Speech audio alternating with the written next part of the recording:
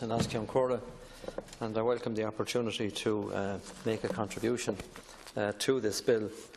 I may just read a general comment into the record of the House.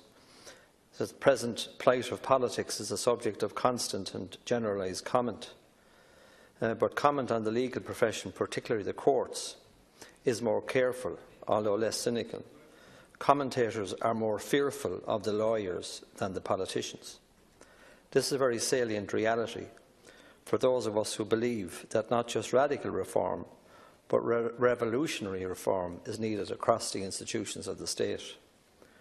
Reform of politics and of the Oireachtas will be relatively easy compared to that of the legal profession, which is the most entrenched and unaccountable power block in modern society.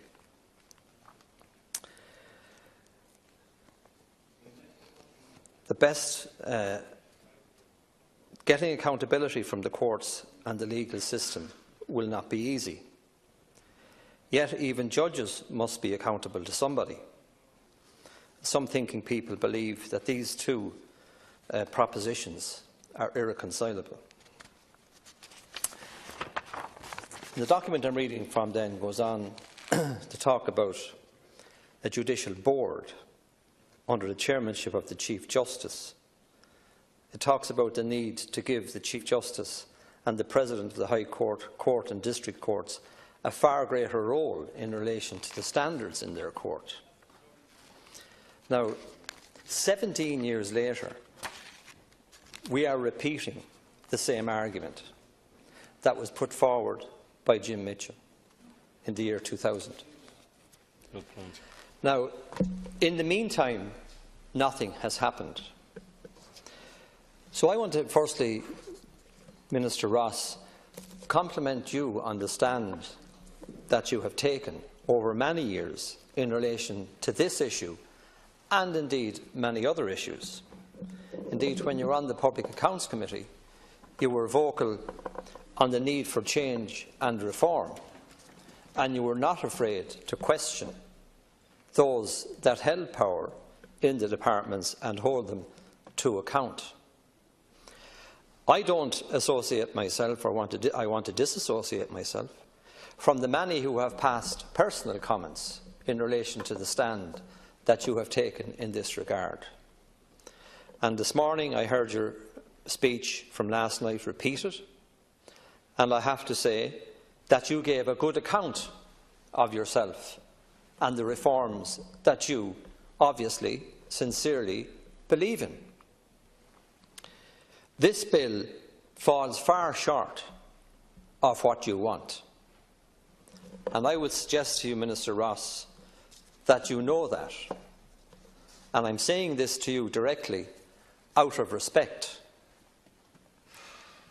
I firmly believe that Fine Gael have no interest in this bill.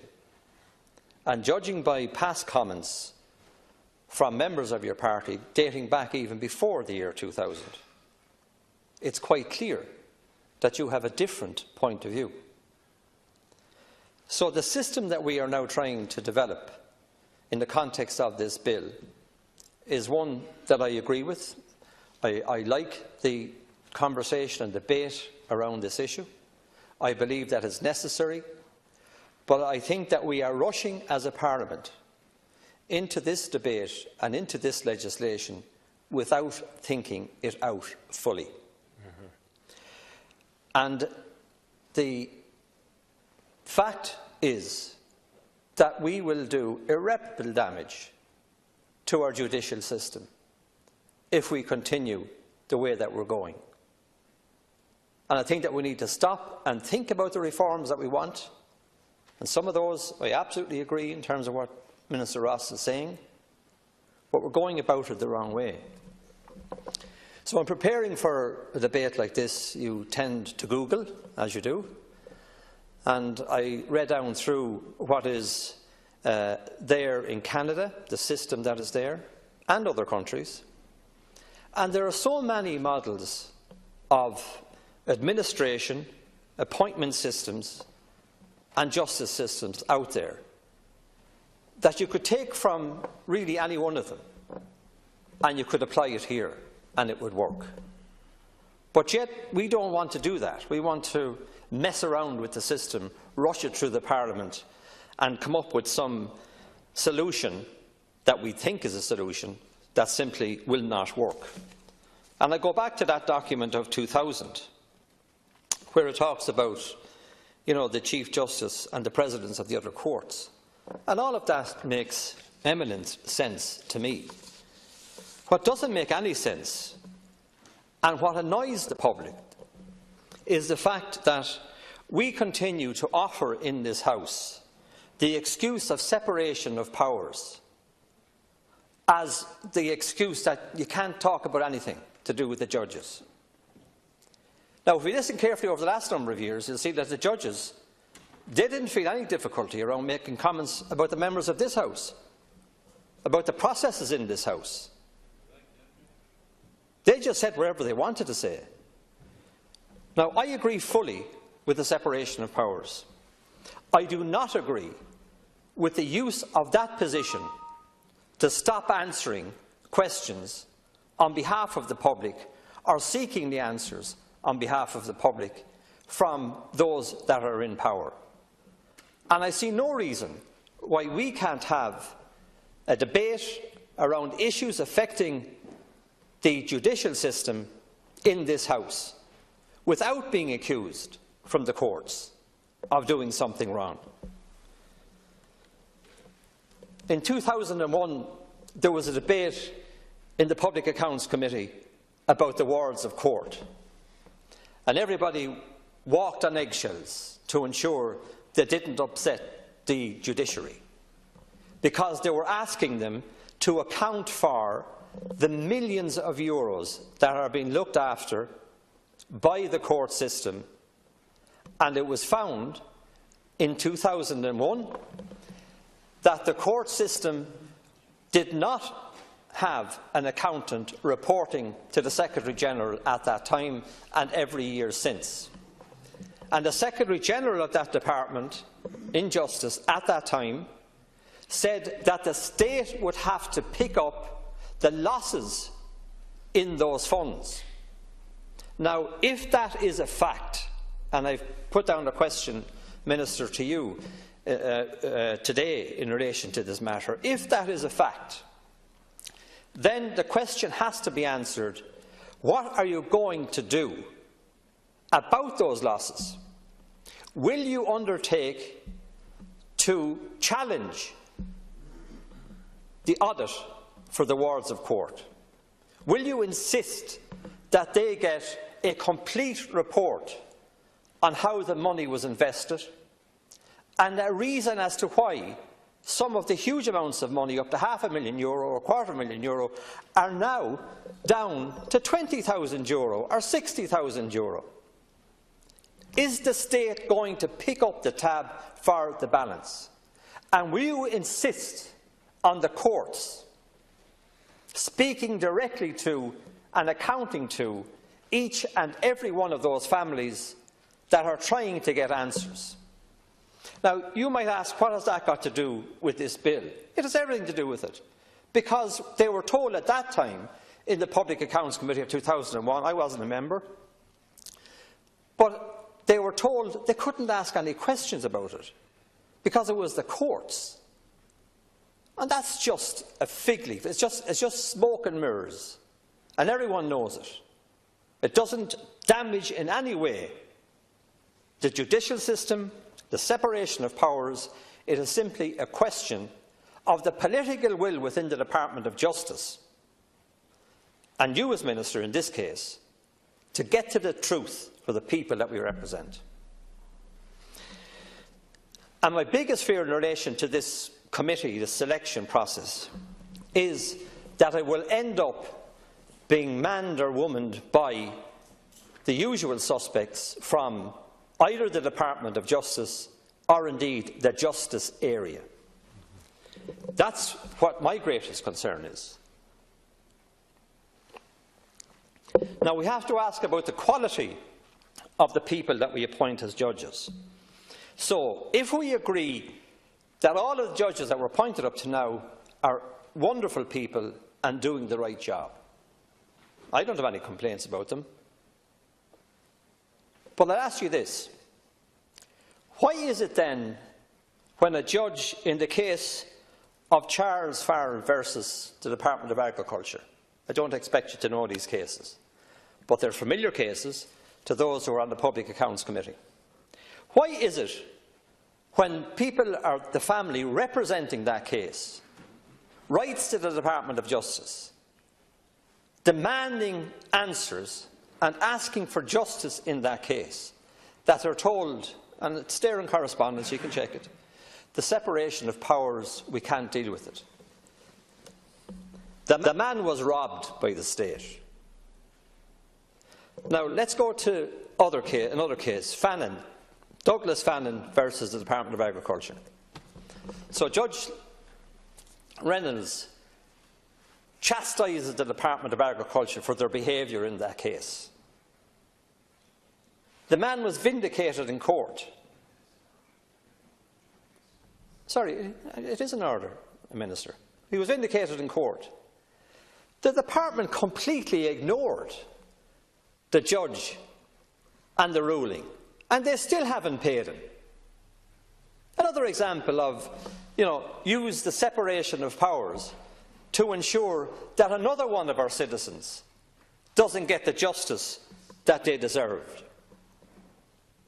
Read the case and the judgment and the activities of the Attorney-General and the DPP's office in relation to Lucia O'Farrell.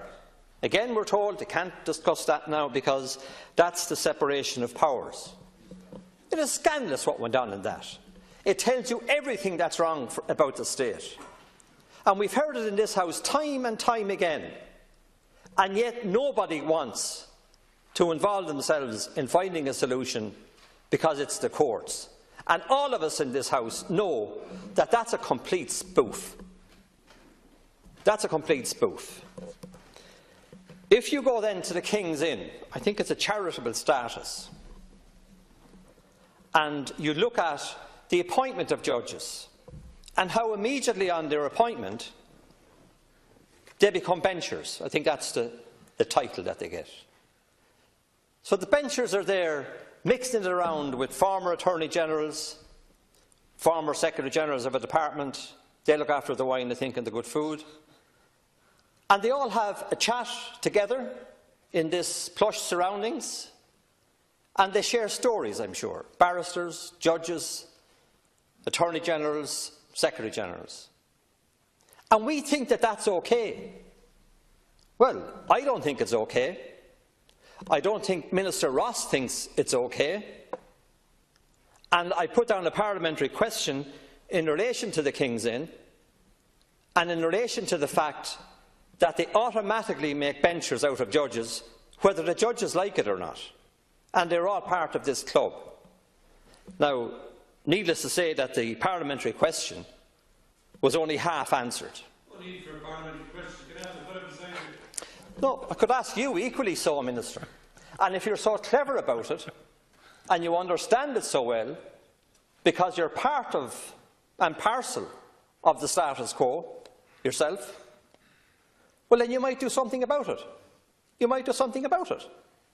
Because you know more about this than I know. You probably know more about it than Sir Ross knows.